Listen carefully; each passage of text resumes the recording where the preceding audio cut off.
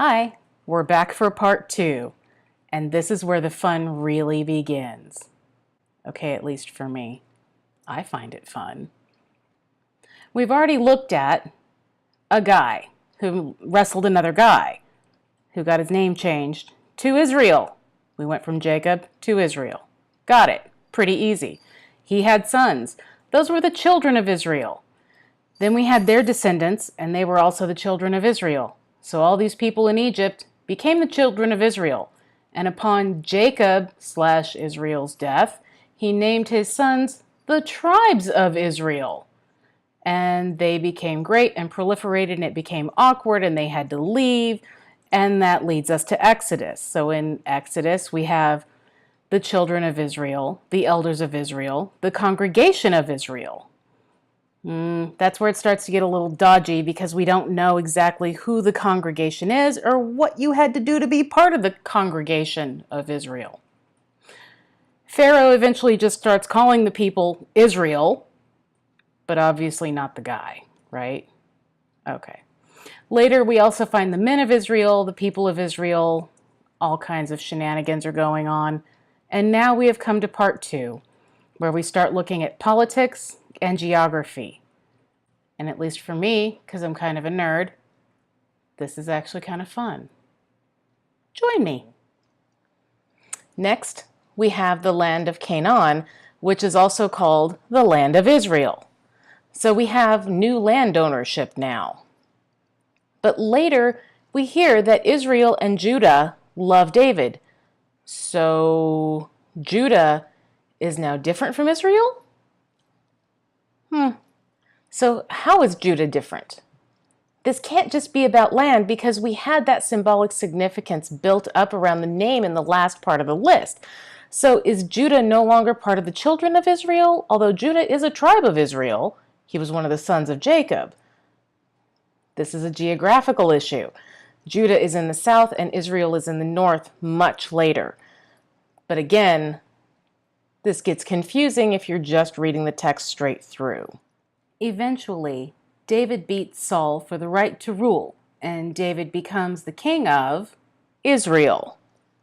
Land or people? And what about Judah? Oh, I guess they just dropped it. Rude.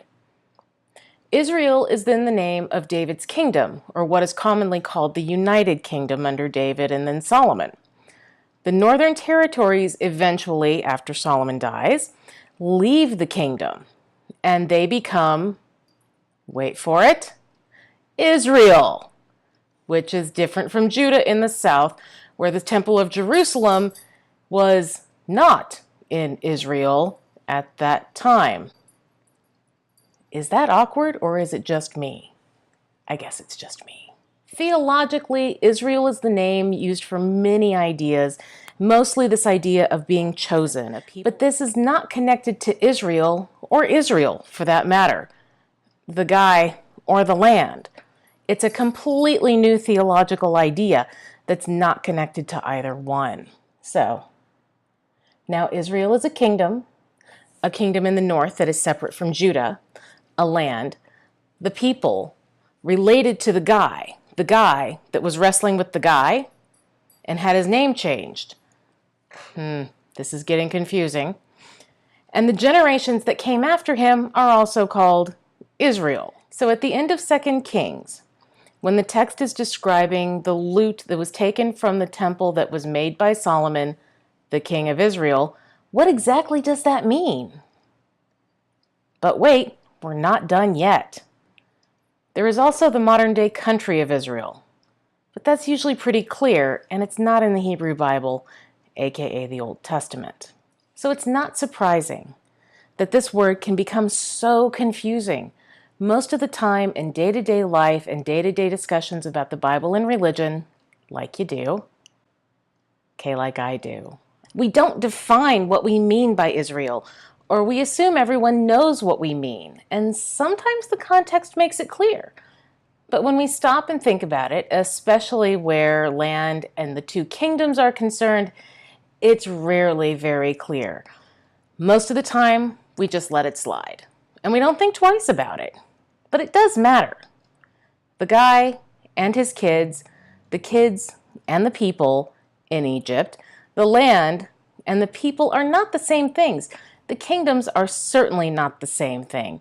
People are constantly using this word without being very clear about what they mean. On top of this is the theological overlay of this idea of chosenness that further complicates things, and all on its own has a whole variety of problems associated with it. I'm not even touching that. I'm not actually a theologian. I don't even play one on TV. So the problem of Israel is a real problem for the academic world, and it's something you should probably think about too when you're talking about Israel.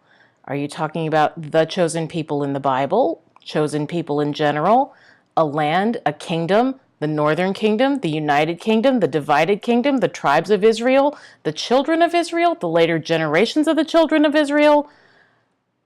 I'm just saying, give it a thought and let us know what you're talking about. I'll see you next week.